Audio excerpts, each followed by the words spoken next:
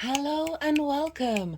This is the All 12 Signs video series for the Virgo full moon that's happening on the 24th of February 2024 at 5 degrees and 23 minutes of Virgo. I'm going to be reading for the lovely Libra in this video. My name's Chloe. I work with card divination, astrology, and I channel energies through my body. I've been channeling physical light language for nearly 3 years now, and recently I've had a vocal light language activation. I'm still integrating that, and these are drawing in energies from different dimensions to help us heal, help us clear stuck energy, and get us in alignment with source to bring in some activation codes into our soul's frequency in this incarnation, get some more integration going on. Right, and I bring these all together in these readings. For those of you who know your time of birth and know your natal chart, I really recommend you check out the sign that falls in the first house first. The astrology will link in closest with that because all the signs will be as if they're in the first house. However, this does not invalidate you looking at any other part of your chart, perhaps where your sun or your moon is, because they are getting activated with every lunation. So just go and look to wherever that sign falls in your natal chart, look to the house that it's in and the themes of that house. Apply those themes as well as all the meaning that's going on in that sign in your natal chart to what's going on with the reading. So it's as if that sign has now moved to the first house, but with everything going on in your natal chart. So take what resonates and leave what doesn't. I'm going to leave this introduction short and sweet and get on with reading for Libra. Libra rising. How you doing, Libra? For those of you who don't have Libra in the first house in your natal chart, look to the house that it does fall in your chart. Look to the themes of that house and apply those themes to the messages that come through. Right? Say you've got Libra over in the 6th house of how you work, your physical health and your routine. So your moon is there where you're intuitively aligned with understanding your physical health. Your needs need to be met through the embodiment of work. Apply all of that meaning to the messages. It's as if all of that energy has now moved to the first house. So the astrology, when I'm talking about Libra risings, will still link in, but you just got to do some natal chart maths on top of that. For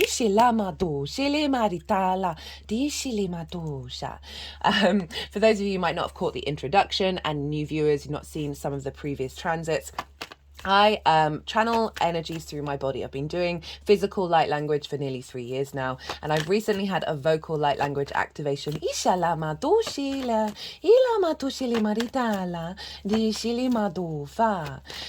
I'm still integrating all of this, and that I've got 3 main guides who are working with me at the moment in terms of the vocal light language, and that one that's coming through is more of the feminine yin energy. It's very ethereal. It's linked into healing and attunement. So it's a nice attunement energy coming in straight off the bat for you, Libra. This one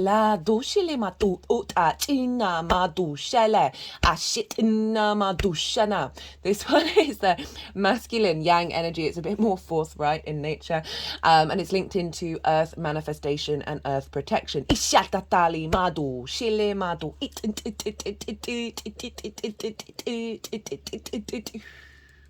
That one is the neutral energy. This is linked into sort of sacred geometry and download codes. I link it into the archetypal and architectural structures of the universe. So it's really more connected, like back to the root of source. And these 3 are working together to integrate those energies, the masculine, the feminine, and neutral. We have those all within us. And so they're bringing this full harmonic of the, 3's the magic number, into these readings. Right, let's get on with it. So Libra, wherever Libra is in your chart, this moon is right next door to you, and so this is what's called inverted. It doesn't have a traditional line of sight. It doesn't have a traditional aspect. Oh, that reminds me. Before, I always forget to do this. I cut the deck before I do the readings, and I got the 10 of Cups. Whether it shows up or not, it's definitely an overriding energy. And it's very, especially with these cards showing up, it's very in alignment with what's going on with this full moon for you Libra risings. And also any Libra placements. Remember, the themes of the astrology linked into Libra risings will still link into wherever Libra falls in your chart. Ishalama dosha. Right, so Virgo and Libra are next door to each other. This is called inverted, and the way that I like to describe this is, imagine you're sitting next to somebody, but you're both facing forwards. There isn't that clear line of sight, there isn't that clarity of visibility. But instead, all your spidey senses, all your ethereal bodies, the many unknown, unseen layers of yourself are intermingling with that other being, inshallah, with that other energy. And it's through osmosis there's energy transfer. Very much the subtle energies. These do not mean that they are powerful. They are very powerful, but it's just perhaps going on a bit behind the scenes and more... For me, the inverted is very much about integration in a subtle way. Iladufa. It is the mirror of the inconjunct. And this is because the inconjunct and the inverted both are using 6 energies working together. And that can be a bit difficult, right? So Virgo is mutable for earth and it is yin in nature. Libra, you are cardinal air and yang in nature. So 6 different energies trying to figure out how to work together. And with the inconjunct, this can be quite discombobulating. There can be crossed wires. There's more action involved with figuring this out but when you do, you're getting 6 energies to come up with more inventive, innovative ideas. And with the inverted, the next door, this is all happening on the quantum field. This is the porous nature of all these energies just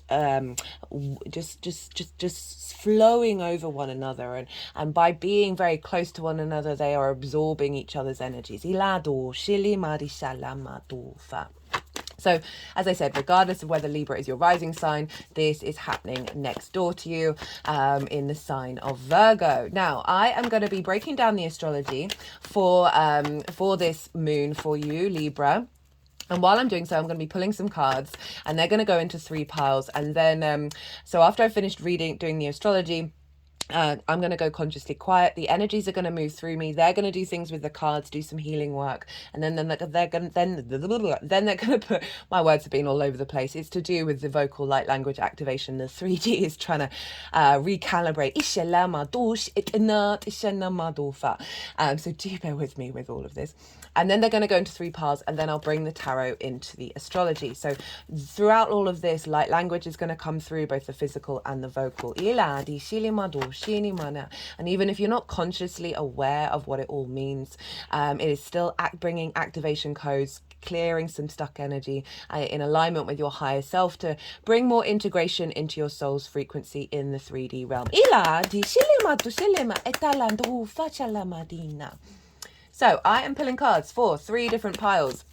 The first pile is the lead up to this full moon. And this, I work with 6-month cycles. I work with 6-month cycles. And so this is from the new moon that we had in Virgo last year. And so we're closing out a cycle here of a particular part of a cycle. So the pile 1 is your journey over the last 6 months. What have you been doing? What have you been integrating? And who are you in the lead up to this full moon, like after that journey, right? What's showing up for you? And then the second pile is the energy of the full moon itself. I see lunations as portals, energy downloads, activation codes. And so this is pile 2 is what energy frequency is downloading into your vessel that will unfold over the next 6 months. And the baseline for pile 2 is the collective reading. And that is where I get to break down the astrology in way more detail of how all the celestial bodies are talking to each other at the exact time of this full moon, which is creating a harmonic blueprint that is downloading in us all. So that's the collective energy. I also pull collective tarot in those readings. I get a bit more esoteric because I've got a bit more time to expand on certain things. I bring in practices that link into the signs that I've seen work in my own life. And channeled messages come through. I will be touching on the major aspects of the astrology and some of the channeled messages if I feel called to do so. But if you want a deeper understanding of what this moon is, how this moon is showing up for you as the baseline, do go check out that collective reading. Now the tarot for pile 2 will be how this links, how that baseline is linking into the Libra area of your chart. And the third and final pile is how all this energy is going to manifest moving forwards. So, big energy here. Let's talk about the full moon. Actually, no, I'll mention what house this is happening for Libra rising. Okay, and so this is the 12th house, the hidden house, and this is can be a difficult house. Can't lie about that one. And this is because it's the unconscious constructs of who we are. It can often be linked into trauma responses and limiting beliefs and love languages we learn at an early age, which can be around neglect, or other distortions, right?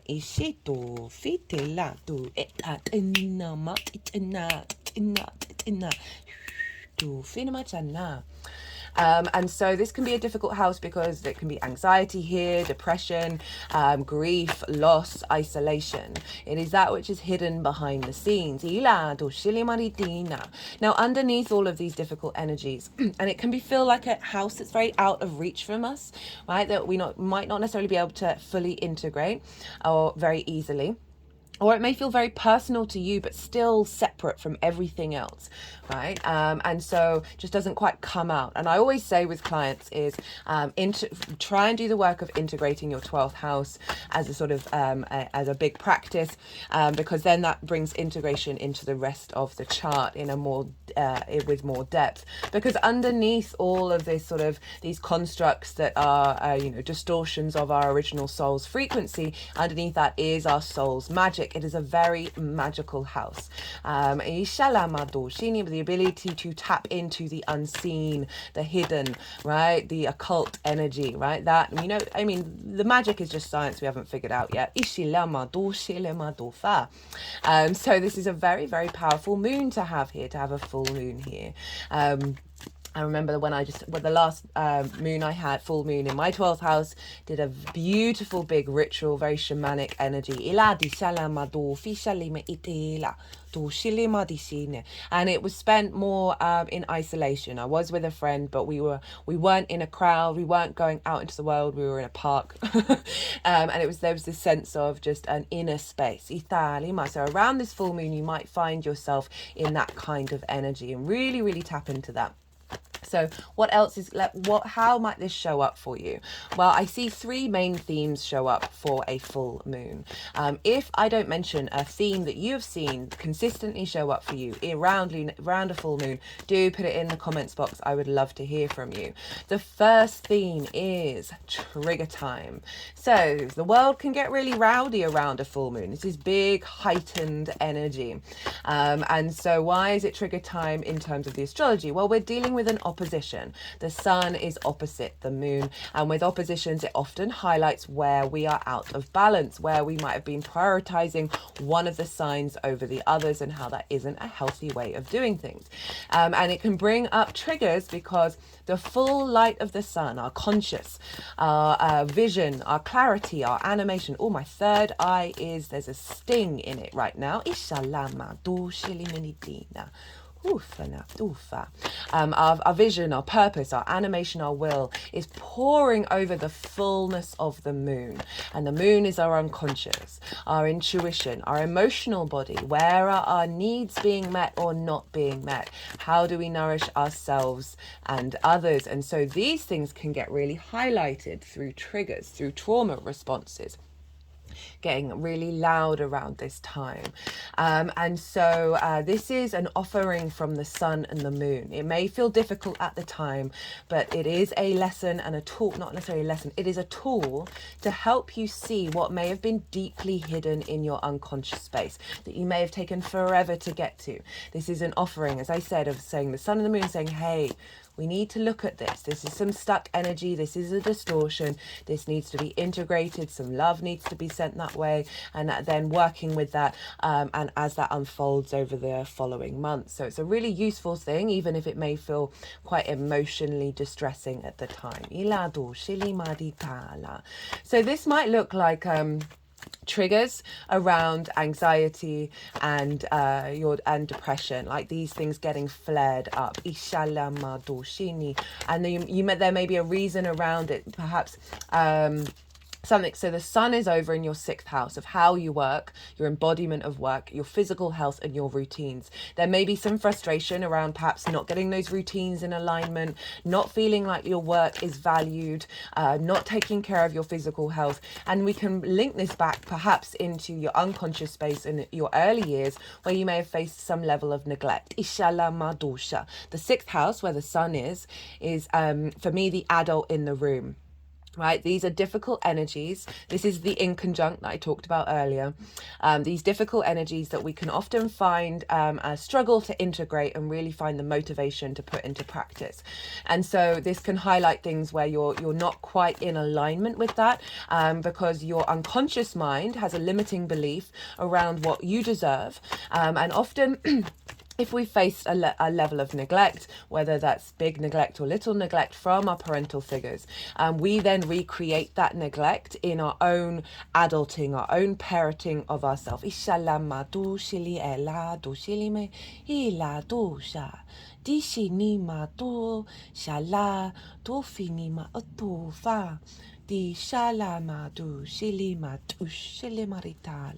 So this can really bubble up around the full moon in the sign in the 12th house. The other theme is, so when we've been doing the work, when we've been doing the inner work, the integration, we've been tending to our wounds with love and kindness. This is often can be very much a mental sphere, right? But what we really need is a holistic integration with the physical body and with the emotional body. So a situation will arise that is a very similar harmonic to a trauma, to a limiting belief that may have shown up in the past that would have previously set you off and triggered you. But this situation is showing up in order for you to walk through it and for your physical body to realize it's safe in that environment, and for your emotional body to realize, oh, this doesn't appear to be connecting to me anymore. I can see why an old version of me would have responded to this in a triggered way, but I appear to be fine. Like I'm not bothered. This can happen around me, and it's not even affecting your emotion, your energy levels. And this helps bring in integration, because so often we forget the journey that we've been on and the work that we've been doing, and sometimes we need a little bit of a reminder of saying, hey, this would have bothered you before, but look, you've come further along. You've integrated, you've expanded, and give yourself a pat. Oh, nearly swore there. Give yourself a pat on the back. And so this showed up loads for the Leo full moon, and the reason why I'm bringing this up is because we've got a similar frequency with this Virgo full moon. So the Leo new moon last year, Venus was retrograde in the sign of Leo at the time of that new moon. So it held that lunation cycle over the last 6 months, held the energy of the retrograde. So this meant we were even though Venus left her retrograde cycle at the beginning of October, we were still working through the tendrils of that. So there may have been many situations over that last 6 months that you were then working with, and then around the time of the full moon, which was closing out that particular part of the cycle, one of the main themes that I saw across the board was that situations were coming into people's lives linked around your own sense of value, linked around your light and your heart space. Leo rules the heart, that would have previously diminished those things. And across the board, people were like, I don't even care that this is happening. This is irrelevant to me. And so that was closing out that cycle. And we have a very similar thing with the Virgo full moon, because the Virgo new moon, Mercury was retrograde in the sign of Virgo at the time of that new moon. So we had the imprint of the retrograde, so it wasn't quite the direct motion of starting the new cycle over the last 6 months. So it's likely to see a lot of things pop up around this full moon that are very similar to what you've been working over and what you've been bringing in with that Mercury retrograde. And now we're closing that out. So we're going to see more activation of the power of that retrograde and what that was doing, because now we've got a more direct energy in the lunation cycle in the sign of Virgo for us with this full moon. Now the third thing is a celebration, heightened intuition, your emotional body being in flow and not distorted, your needs being met, your nourishment at full throttle, and you being able to nourish the needs of others in a really healthy way.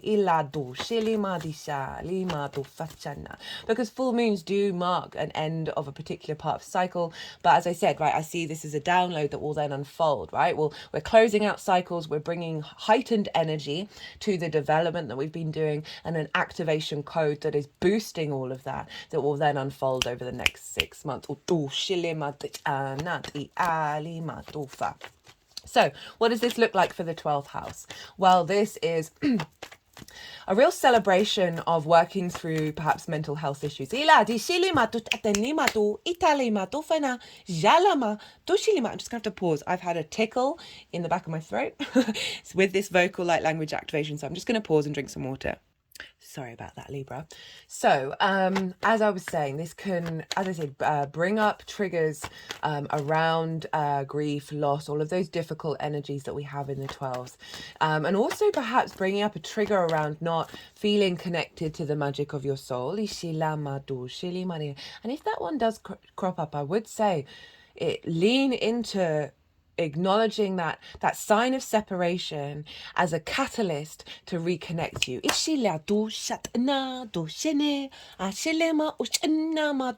Because when we do get these separation, these isolation feelings of disconnect, it is allowing, you always use that as a space of this is a catalytic change to reverse it.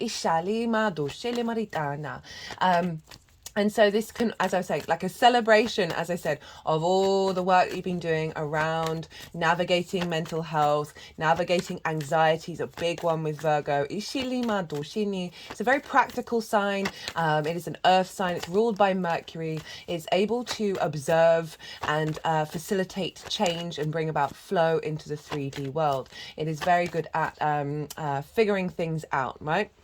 Hyper analytical. It's actually one of the signs that is deemed to be an air sign, like by proxy, because of its hyper analytical energy, and this can lead to real big anxiety and this worry of not getting things right, of being out of flow, of through that ability to observe and see problems, hyper criticism both internally, especially in the 12th house,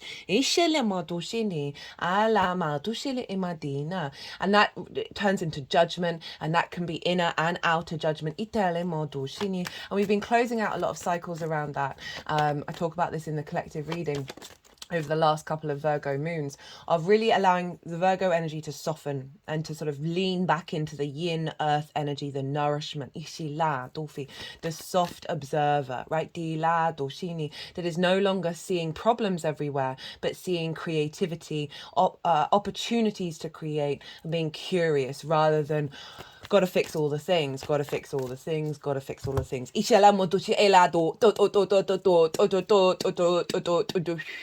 So doing some work around the throat chakra right now.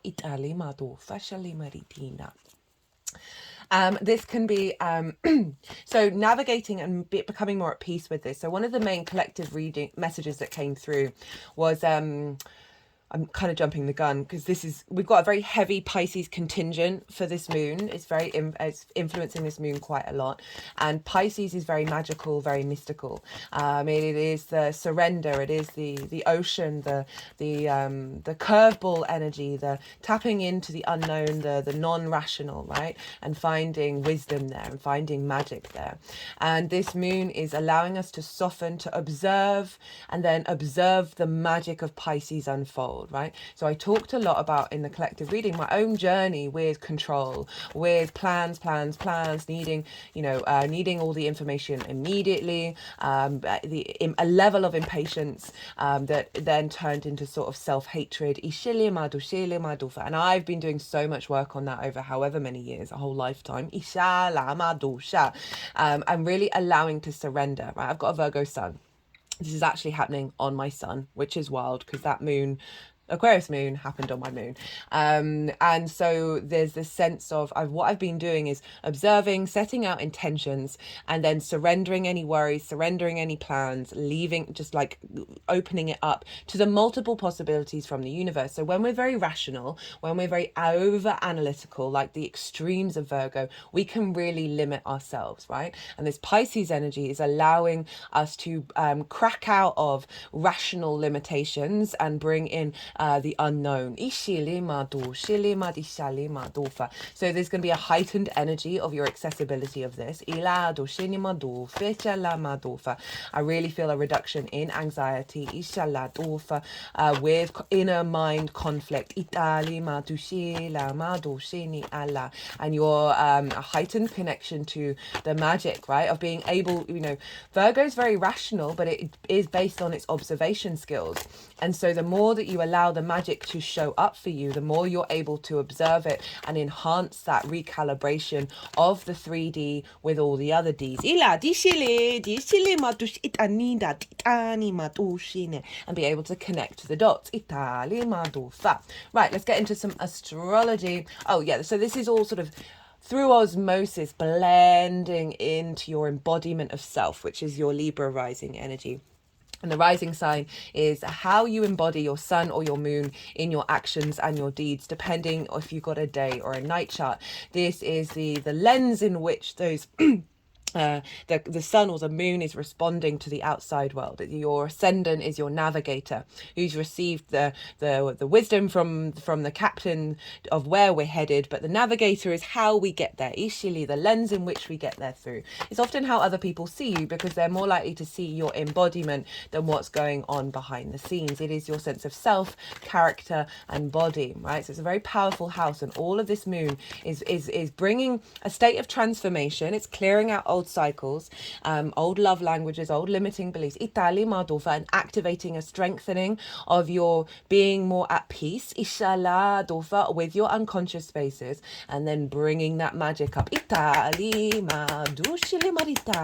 Okay, so let's get into the astrology, Libra.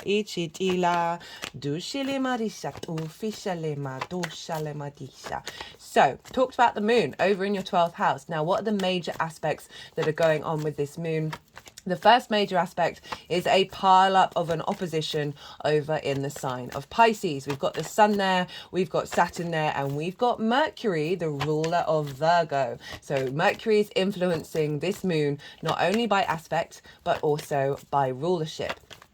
So we have this all in the 6th house. So wherever the sun is shines a light on things. So we've got more vision and clarity over there, and more sense of purpose and direction into this area of your life. So this is how you work, your physical health and your routines. It's also linked into co-workers and pets. So you've got more clarity about how you work, right? You've got more clarity and vision of putting health routines into practice, and really tending to this area of your life. You've got more motivation, and as I said, that animation to direct your conscious mind in this area. And often the sun can highlight either where you're out of balance, so again, mental issues getting in the way of you being the adult in the room, but it can also highlight, it can bring up things in this area of your chart that lets you know the journey that you've gone on. One of the clearest ones for me, this wasn't in the same axis, but I had a full moon in my 1st house, and that's the sun was over in the 7th house, and that's about intimate partners.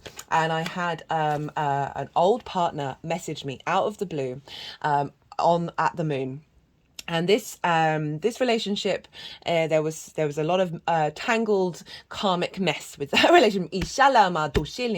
And it took me a really long time to work through that. And I would have previously been quite triggered by this, because they reached out and then they didn't really bring in conversation, and then they just disappeared, and I was like, oh, you've been summoned by the moon, and I realized that this energy was no longer attached to me. So that was highlighting something in the 7th that was linked into how I saw myself, how I embodied myself, and not being diminished by it. Now, so there can be something perhaps popping up at work, right? A co-worker that isn't necessarily valuing how you work, and in the past that would have sent you into a spiral, and this time you're like, this isn't bothering me. I'm not affected by this. So similar things to that may show up with this full moon. But just generally, we've got some sense of purpose, some sense of will here, of being the adult in the room, right? So this is in conjunct your first house. And as I said, in conjunct is the reverse of the inverted, where you've got the moon. And this is more, so 6 different energies, and they are, it's like herding cats, of trying to get us into alignment of stepping up for ourselves and being the adult in the room. But once you do, you break out of old cycles and you bring in new ideas. And so the sun being here is helping recalibrate that, helping bring in new ideas, new visions, new clarity, new, as I said, that animation to put things into practice. We've also got Saturn. Saturn's been there for probably around a year. It went into Pisces an hour after the Virgo full moon last year. And Saturn is giving you a real sense of maturity and dedication to being the adult in the room. I think Saturn really loves being in the 6th house. I see really good things whenever Saturn's there. It can bring about limitations, frustrations, and all that kind of stuff. But it's really helping you tap into your own authority and your commitment to your integrity, of your legacy, of your physical health, of establishing good routines and how you work, like really giving you a high level of maturity there. And so for me, overall, Saturn in Pisces is about stabilizing the magic of Pisces, right? Very fluky, very synchronistic, very compassionate, very empathetic. It's the all-encompassing ocean. It's understanding all walks of life. So having Pisces in the 6th means that the way that you work is coming from a very deeply compassionate place. And there's an element of the flukiness to you, right? Okay, so you've got to really lean into that. And have a little bit more faith in that expression of synchronicities, and follow the synchronicities. And your intuition, right? And your ability to tap into the emotional collective consciousness. It's a very healing energy. Virgo and Pisces are very of-service signs. So we've got Saturn there giving strength and solidity to the magic of Pisces in the way that you work, that's going to serve you for your long-term commitment. And we've got Mercury there. Now, Mercury is traditionally deemed to be in its fall in the sign of Pisces. I work with the Hellenistic principles. These are from over 2,000 years ago in terms of my baseline for astrology. But I do like poking holes in things. I do like using my intuition and I can be quite contrary. But Mercury is deemed in its fall in Pisces because it's in its exaltation in Virgo, in the opposite sign. Mercury is very powerful in the sign of Virgo. So that Mercury retrograde that we had last year was super, super powerful. Very analytical though. Now, Mercury in Pisces is it is the guru telling you a riddle about existence. It is the metaphor that you would never have put together but makes total sense. This isn't linear rational thinking as we know it. This is A to Z to G to Y to B to N, right? It's all over the place without any conscious rational, seemingly rationale of how you got there, right? It is the poet, right? It is very flow, yin energy. It's very magical, very synchronistic. It is also the unexpected.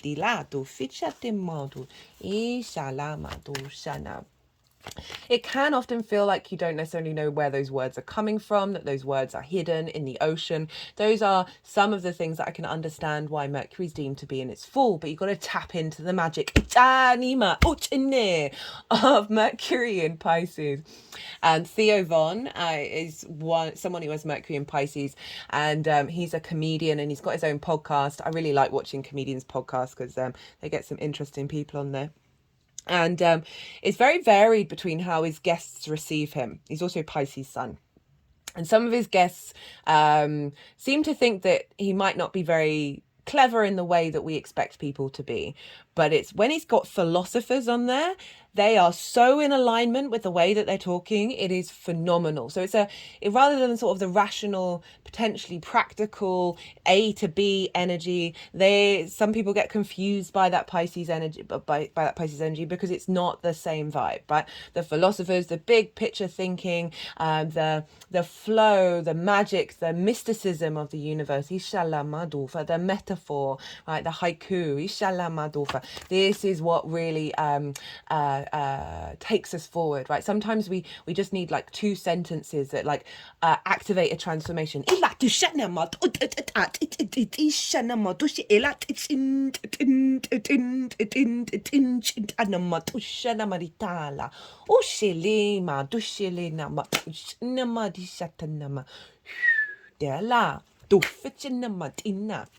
So the combination of these three, Mercury is, we've got Saturn giving maturity and commitment to your legacy. We've got the vision and clarity of the sun. We have Mercury, who's able to pull information out of thin air. I keep wanting to swear at the moment. I don't really know what that's about. I'm British, I swear all the time, but I try not to do it on this channel. I do love a good swear word though. Right, so we've got the combination of these two, of Mercury. We're bringing this, as I said, cracking out of rational limitations and allowing us to surrender and allowing our intuition to pick up on possibilities that are beyond our comprehension. And what I'm feeling really strongly about this is a recalibration for you to, whether you've got issues or not, this is still accentuating of you being able to be the adult in the room for yourself, right? So you can commit to these things and elevate and bring the magic of your soul in, and release old cycles that may be linked into neglect, to distraction, these kind of things that block us from finding the motivation to do the things of the sixth house. Inshallah Madusha. Now, the Sun, Mercury and Saturn are going to all be exactly conjunct one another on the 28th. I've put all the dates, all the information in the description box. And so I really love this full moon is activating this new power frequency that's then going to be imprinted into the exact conjunctions of the sun with Mercury, Mercury with Saturn, Sun with Saturn. And conjunctions mark new beginnings of cycles. And it's wild that this is happening all on the same day, on the 28th, all those conjunctions together. So we've got this big imprint coming in just before, and that's going to feed into those conjunctions.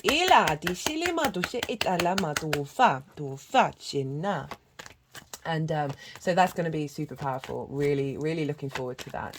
And so, right, let's talk some more astrology. What other major aspects are going on in with this moon? We have a grand Earth trine happening. This is a very, very yin moon. Yin, feminine energy, the observer, the cultivator, the nourisher. Very nourishing. The excuse me.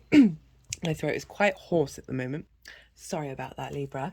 So we've got this grand Earth trine.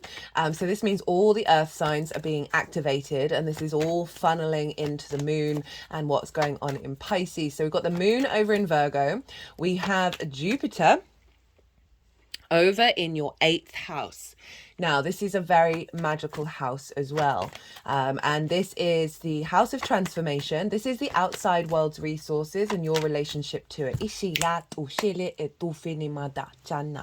This can be linked into mortgages, loans, insurance, that kind of thing, taxes, as well as bonuses, commissions, and so sort of one-off big payments, or dealing with the resources from the outside world, or having to give your resources to the outside world, as well as inheritance, both 3D and cosmic inheritance. Inshallah Madusha. It is your relationship dynamics, the flavor in which your relationship dynamics show up, the give and take between you and anything other than yourself. So that can be one-to-one people, groups, outside world, the cosmic universe, source energy. Edgar Cayce, a very, very famous psychic, had a stellium, a pile up in the 8th house, and he was very much able to utilize the resources from the cosmos. I'm just thinking about someone who has a pile up in the 8th house and deals with the waste management, right, and managing waste structures, recycling. So it's this sense of transformation, the give and exchange, but also the outside world's resources. So Jupiter there is expanding your opportunities, expanding your wisdom, around relationship dynamics. So time, money, things, energy, intimacy, with you and anything other than yourself. So it's the relationship dynamics, and so you're getting a revamp. You're getting more confidence and bringing in a deeper connection to the true value of yourself and how to give that to other people and what to expect from other people. This can also bring in opportunities of resources from the outside world and expansion and elevation of your understanding of the dynamic with you and anything other than you, right? We can get scarcity mindset here. We can get codependency here, where we're out of alignment with the full completion of self.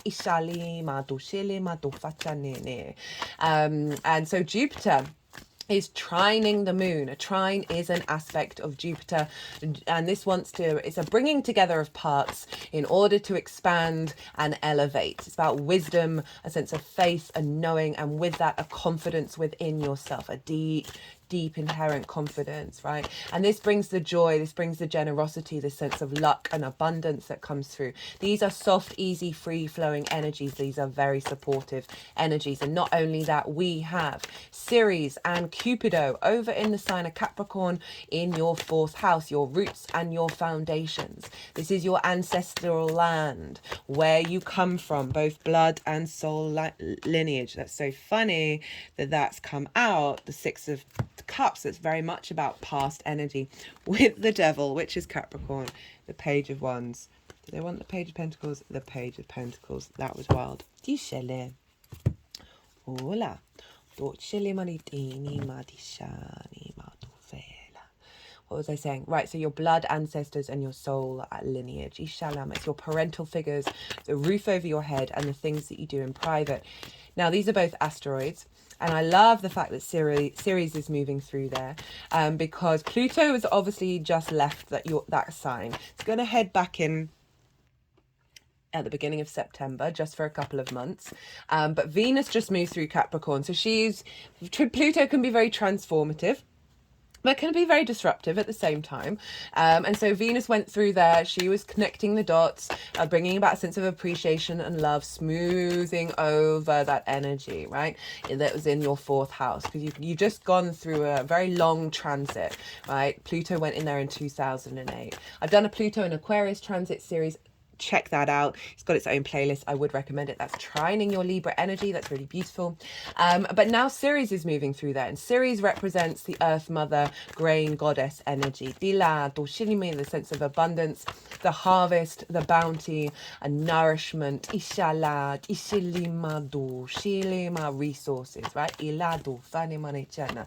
So she is now moving through there, bringing a sense of nourishment to your private space, nourishment to your home life, to your foundational energy, bringing nourishment to your ancestors. Italima dushila dushala dushinimaritali dufa.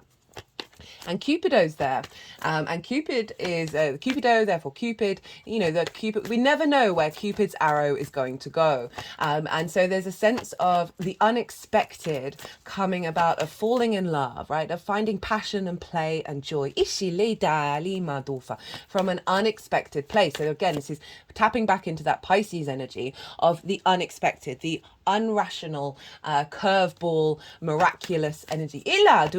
Just appearing out of nowhere around your foundational space, around how you feel in your private life. This can be healing wounds around parental, the parental landscape. You know, I was talking about that 12th house. A lot of stuff in our unconscious happens obviously in our early years, between 0 to 7. We're running around in theta brainwave. We're in meditation mode. Ishilima, we're downloading. We think everything is to do with us.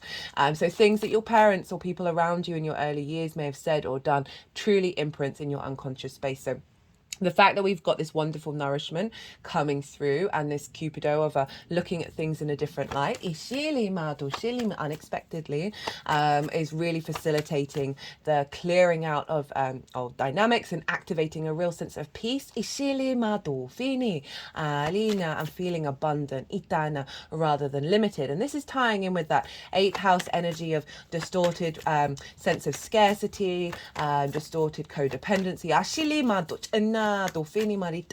But as I said, these 3 houses, the 12th, the 8th, and the 4th, they are very magical houses. So we've got the ancestral support, we've got the relationship with source, and then we've got the soul magic in the 12th, and these are all in flow with one another. You've got a lot of inspiration, a lot of expansion of the magic of yourself and the embodiment of that in the earth and water. And so the other sort of little bit another 7, a little bit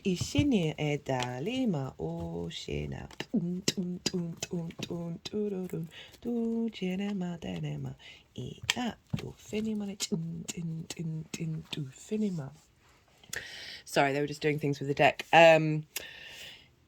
Ceres and Cupido and Jupiter are making sextiles to the Sun, Mercury and Saturn. Sextiles are an aspect of Venus. This is about bringing in harmony, creativity, love, connection, and a sense of grace with your 4th house, your roots and your foundations.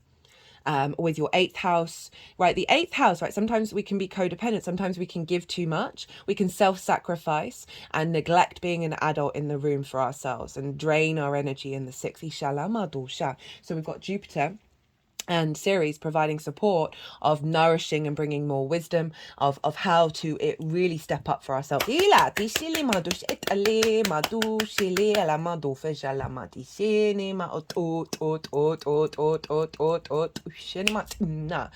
this is forming a kite in terms of aspect. So you see that big triangle, that's the grand earth trine, and those blue lines pointing towards the sun, those are the sextiles, and they're forming a kite. The release point of a kite formation is the moon, is the tail of the kite. We can also see this as Cupid's bow and arrow, of pulling back that arrow. That is where the moon is, and the pressure and the power and the anticipation of that release, ishilina, of having faith, of knowing it's going to end up where it's going to end up, but not worrying about the how, right? We're really allowing Virgo to stop over exaggerating the how side of things, ishila, and learn, move more into grounded intuition. So that release point, all of this energy is feeding into this moon of saying, hey, let's clear out some kata. Let's activate some real strength and integration, and being able to cultivate that observation in a way that is healthy rather than the way that is potentially pulling that mental sphere down. Now let's talk very quickly about rulership.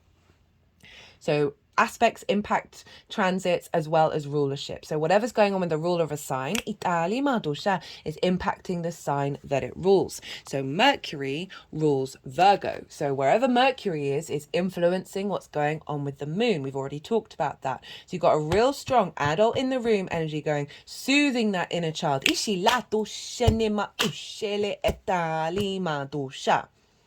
Now, Jupiter rules Pisces, so we want to look to where Jupiter is, because Jupiter is therefore influencing whatever's going on in Pisces. And so we've already talked about Jupiter. So Jupiter's saying, hey, let's get these relationship dynamics in alignment with how we commit to ourselves, and also potentially bringing in resources from the outside world, whether that's in the 3D or the other dimensions, that are expanding your ability to embody your work and take care of yourself, and really providing a lot of support there. Now, Taurus is ruled by Venus, so we want to look to where Venus is, and Venus is over in your 5th house in the sign of Aquarius, and this is your creation energy, your pleasure principle, your house of joy, play, amusement, games, children, both literal and figurative, can be your inner child, the child that you have, children that you look after, and things that you birth into the world from a creative space that feel like your children. It's also about romance and dating. Now, Venus today has come into conjunction with Mars. This happens roughly every 2 years. I might be doing a little mini transit and pulling like 3 cards for every sign for that one, because this is starting a new 2-year cycle.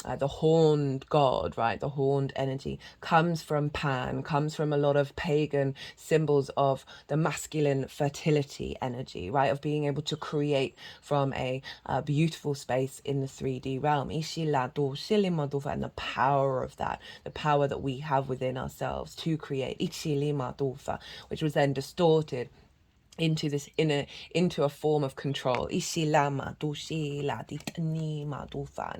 So when we go through the devil energy, it is recalibrating us by releasing old habits, releasing this what has bound us, and liberating us into our own power in this 3D realm.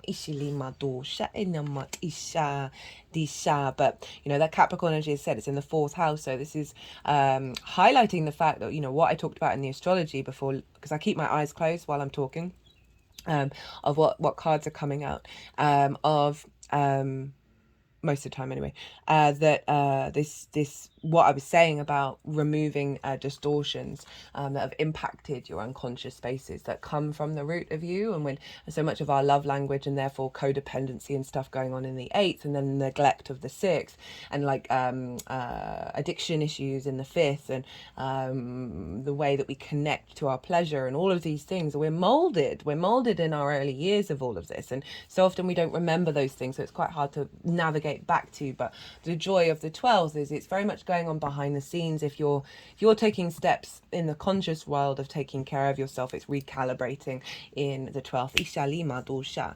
We've got judgment going over this, so there's, again, that's sort of, I've forgotten about that. This is a sense of ascension. This is Pluto energy of transforming this energy and ascending it, right? We've also got the dead here. So it doesn't have to be just linked into your parental figures in this lifetime. It can be ancestral stuff, past life energy that is then still lingering in our harmonic frequency. And judgment coming along is playing a frequency in order to elevate that, right? Pluto's currently in Aquarius, so elevation of your creative power, right? Your joy that is moving, clearing away those distortions in the 12th. And then transforming that Capricorn energy into like the ability to put in the hard work. And step up. We got it with the 6 of Pentacles and the 6 of Cups, 2 6s showing up. I think we've also got 2 7s knocking around. Yes, we do. And when we get duplicates of numbers, this is about realignment. This is balance, right? So got the 6 of Pentacles and the 6 of Cups. And this is saying throughout this journey that you've been working on over the last 6 months, something's come back into balance, right? There's been a recalibration. So this follows the 5 of Pentacles, which is scarcity mindset, right? Of being left out in the cold. And something's come along and you've recalibrated, whether it's your higher self, a guru in your life, or just a planet, a transit that's been going on, has given you some resources in order to help you take those steps in order to thrive for yourself outside of these bounds and these bonds that are in your unconscious space that have been limiting you. Sixes take us out of limitation. And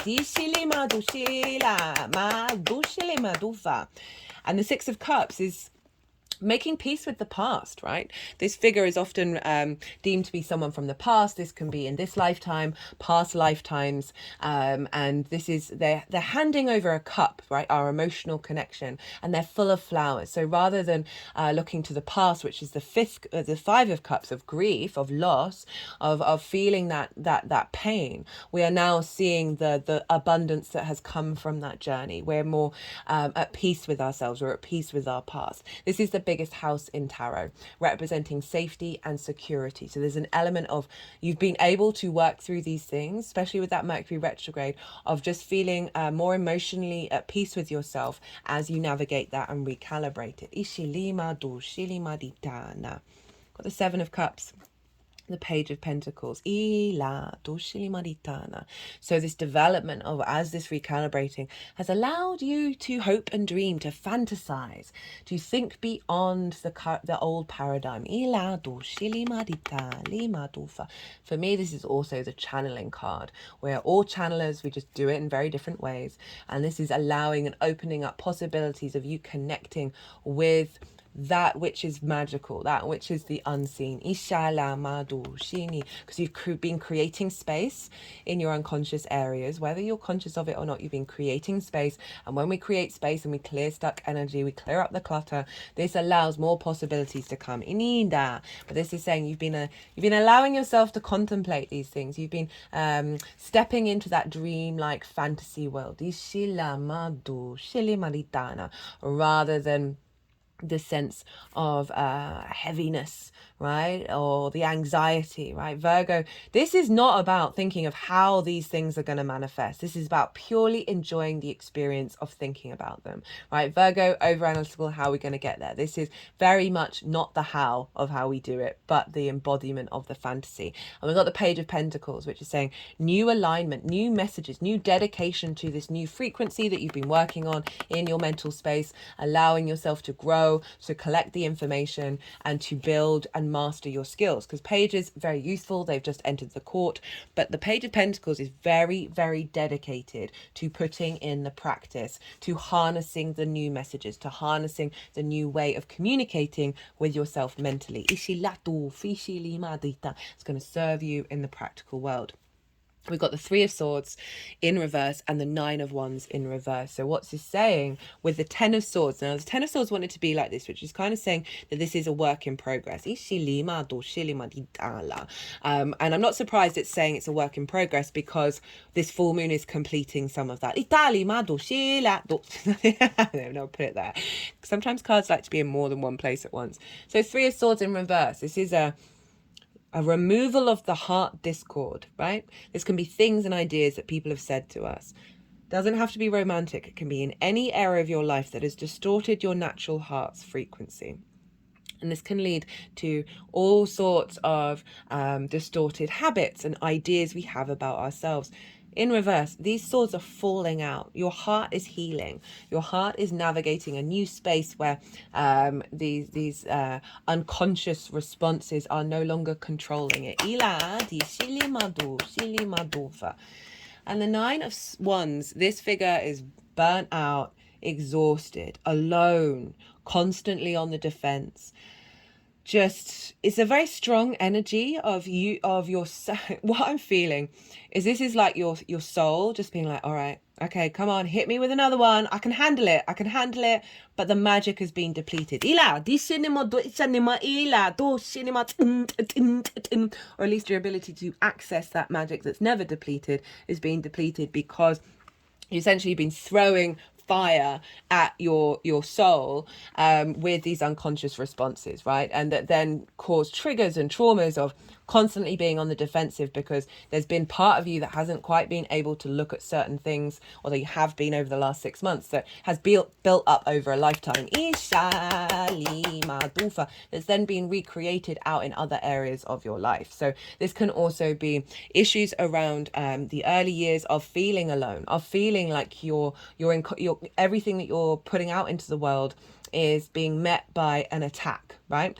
And being on the, and needing to be on the defensive, and feeling I'm all alone in this. And this is in reverse. And so this is saying this is falling away, this energy of needing to be defensive, needing to take things to the heart, right? So with this card, whenever it shows up, I'm always like, do you need to be on the defensive?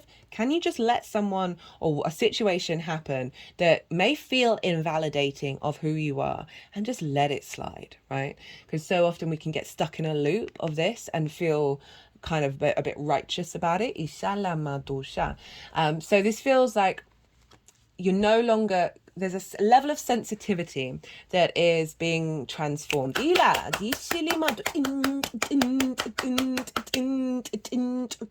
There's really allowing yourself to create more space for more new possibilities to come in as an alignment with your soul's frequency.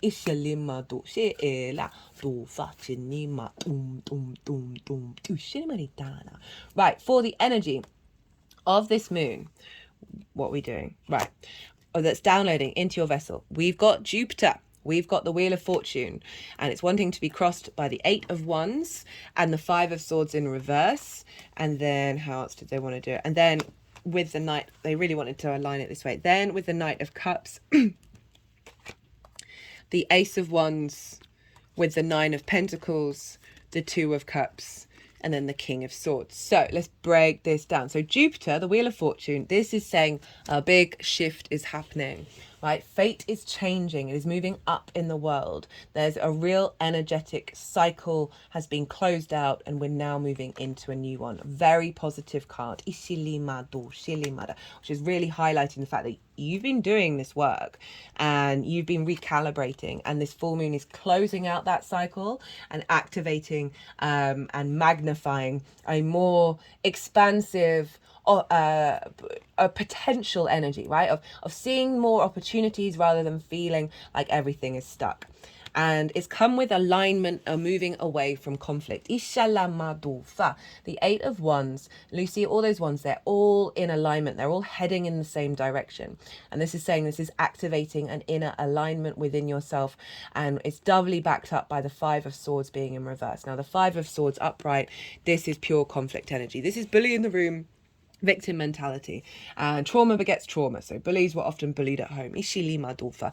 And sometimes when we were bullied at home, we don't necessarily bully others, but we bully our mind. Our mind then turns into the bully, and we bully ourselves. Ishalamadu shile maditana. This is conflict and winning, but at what cost? Right, so winning the Three of Swords, that Three of Swords that's just turned upright, that heartbreak, that heart distortion. And also with the victim space, we can then recreate that and stay in that space. And that, you know, both of these cycles, we are capable of being both of them. But that's in reverse. So it's alignment away from conflict in the inner space, in the unconscious spaces. Ite lama dulfa. It's bringing about the Knight of Cups. I love this. Love the Knight of Cups. Been really enjoying whenever it shows up at the moment. And the Knight of Cups is, it's a true romantic, right? And this isn't just about romance, as in with another person. This is about with life and the embodiment of that, the embodiment of your intuition, of your emotional being, the embodiment of your emotions in a beautiful way, in a harmonious way, that's seeing things through a rose-tinted spectacles with and not in a bad way. Far cry from this sort of conflict energy and the sort of the defensive energy. This night, this embodiment is helping you move through the world with a bit more ease, a bit more joy, and a bit more love.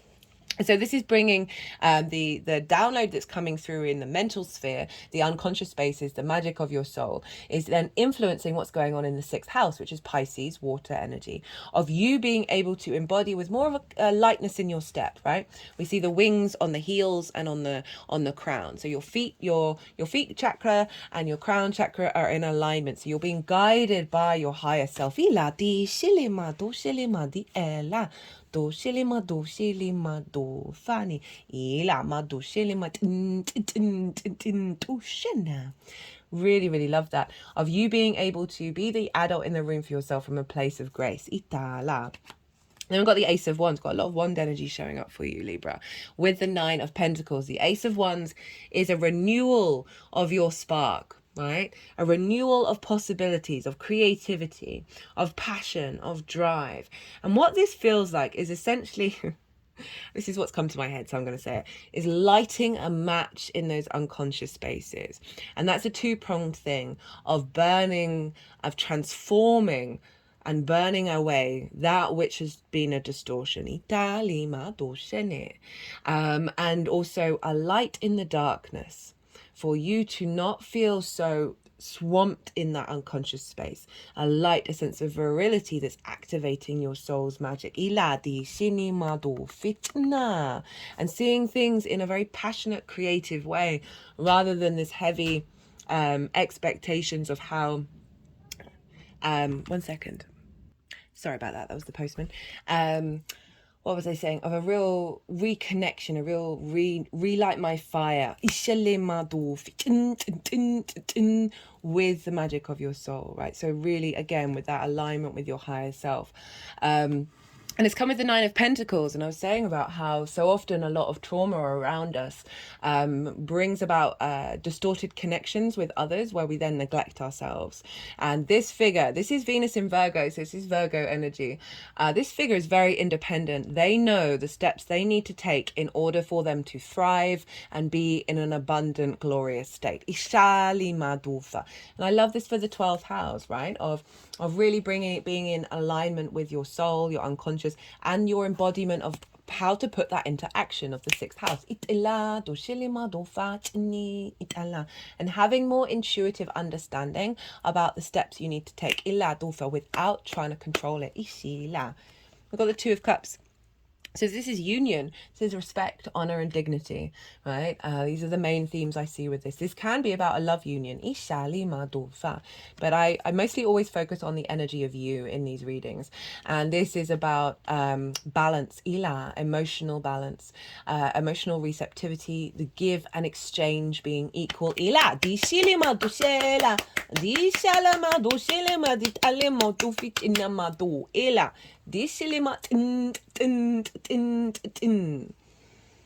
So we're really bringing in alignment here. And it's a deep healing alignment because we've got the caduceus, which is, or caduceus, I always get it wrong.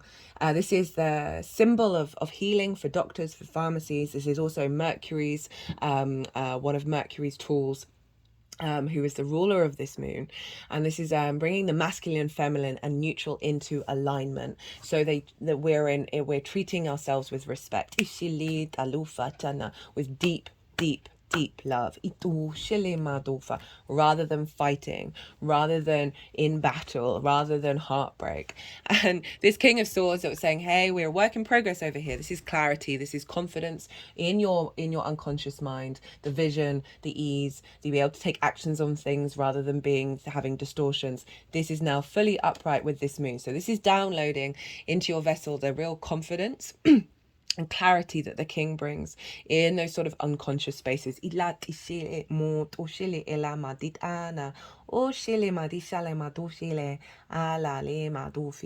just got my hands sort of pressing into each eyeball.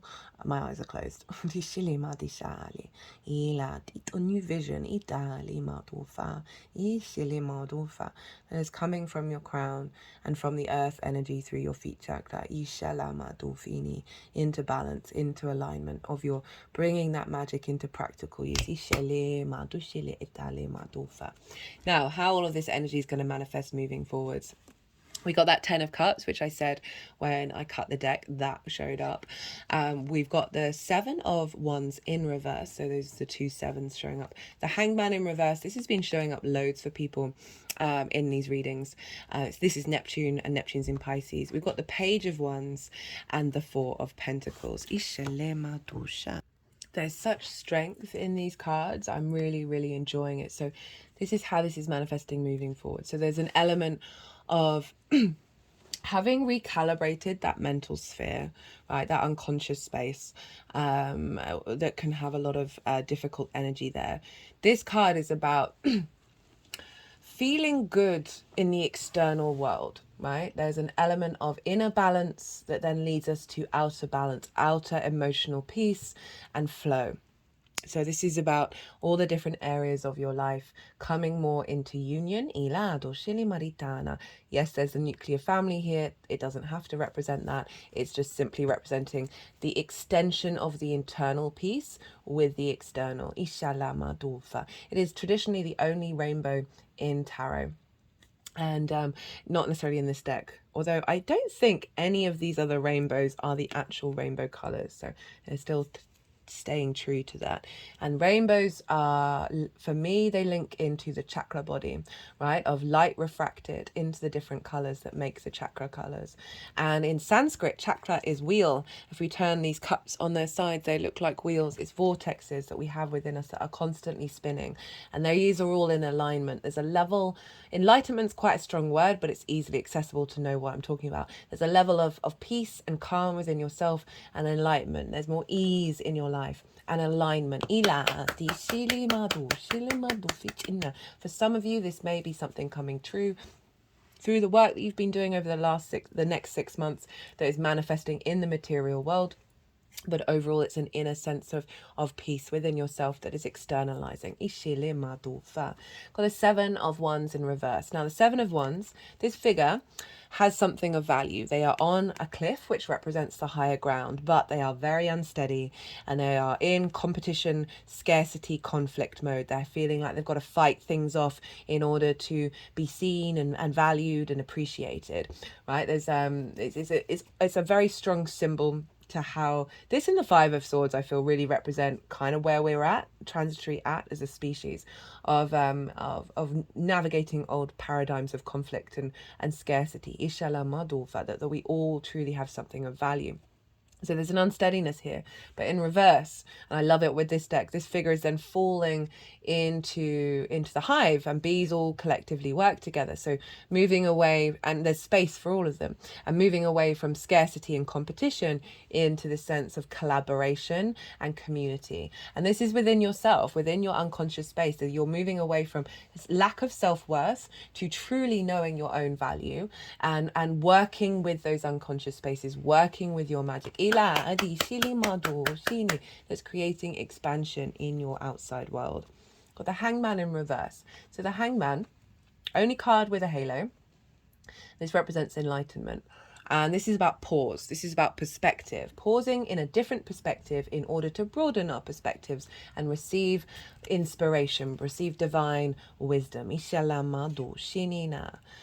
about bringing a new reality into your own. And upright, the Hangman is now no longer in pause, no longer in limbo, but is going out in the world and embodying the wisdom that it's learned from this new perspective that's come in. This also can be about you embodying that in the way that you work. But overall, like it's really highlighting that over the next 6 months, this is going to build and build and build and build and solidify. And we've got it with the Page of Wands and the Four of Pentacles. The Page of Wands so we've got this new ace, this new revitalization, and now you're able to communicate that. Now you are able to see the passion, the drive, the creativity, the fertility of what's going on in your unconscious space. This can be channeled messages that come through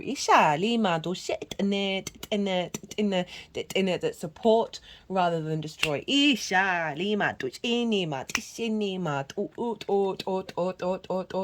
But again, Page is very useful. It's highlighting this sense of enjoyment of where you're at. Page is also really looking up to that wand, right? There's a sense of the desire to continue to evolve and build on everything that you've been working on. We've got the Four of Pentacles as the final card. I love this for the 12th house. Four of Pentacles gets a bad rep, but I love it, right? And so this figure has, in this deck, peace symbols underneath their feet chakra, over the heart and crown chakra. So there's this real sense of your internal energy, right? The sanctity of your internal space being protected, right? These unconscious spaces within us, rather than getting distorted, rather than falling into anxiety and conflict. This figure is sovereign in their nature, and they have this new embodied protection of the internal space that is leading to strength in the external.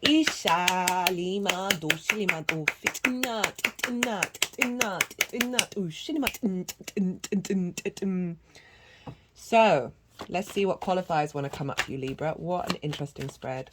Isha, that very clearly matches what's going on in the astrology. We've got attraction and manifestation. Okay,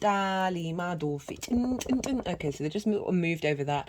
What popped into my head is, through no real fault of our own, we then draw towards ourselves situations that are manifestations of those imprints in our unconscious space, right? When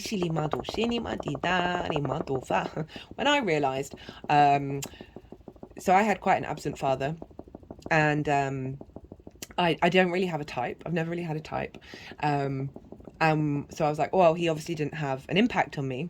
But then I realized that the situation around those relationships mimicked my relationship with my father and this sense of abandonment. And when I realized that, something clicked within me where I was like, oh, this has actually got nothing to do with my inherent nature. This is a distortion that is imprinted within me. And I made peace with the fact that I'd been drawing towards me these relationship dynamics that just fundamentally were recreating the pain I felt with my father. And I was able to make laugh of it and let that go. And then, you know, we still got that within ourselves. It takes a while to recalibrate, but making very conscious decisions to not fall back into that very easy habit, that very, you know, habits are over in the 6th house, very easy habits that we can then implement. And so the fact that it was one is there, I feel like it's clearing out some of those. And with this space that you're creating of drawing towards you things that are more in alignment with your soul's magic. Oh, I think you might be the longest reading yet. I think actually Capricorn might be the longest. 1 hour 22 minutes. I do try and go really slow. I don't try and go really slow. I try and speak really fast and be really succinct, and yet still here we are. We've got the Emperor. This is opposite your sign, Libra. You're going through big recalibrations around your sense of self with the other.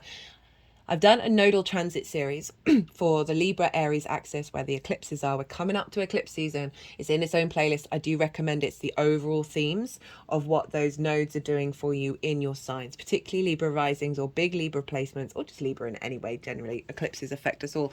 This is Aries energy, Emperor, order, logic, stability, plans. Okay, it's gone into reverse there of saying of a clearing out of overdoing those, like the over analytical side that can then paralyze us. And this is bringing in more balance and more stability into your space, which again I really feel there's a clearing, which is then getting to the core, which is allowing you to have command and wisdom and embodiment in your unconscious space. Sovereignty, and you're understanding your own divinity. Let's get one more. This is the first light tarot, by the way. All the decks in the description box. Children and lessons. You can't make it up. You cannot make this up, guys. Italima. They're moving around the heart chakra. Now the throat. Because so much heart energy gets blocked that then we can't speak our truth. And often if we're scared of conflict, we don't express our needs and our boundaries, and then they rattle around in our head.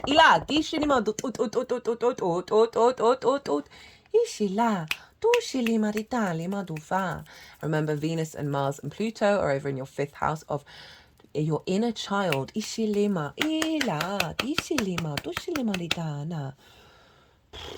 Whoa, Libra. See, this is what I mean. Like sometimes astrologers will say like the inverted and the in conjunct aren't very powerful because they don't have a traditional aspect. But across the board, the readings for those energies are always incredibly powerful. What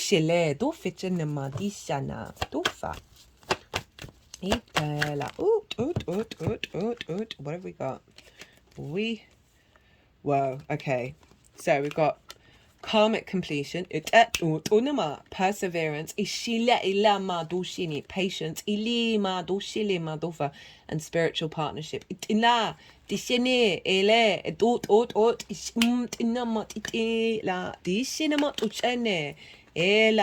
So you being in alignment, you being in partnership, that 2 of Cups,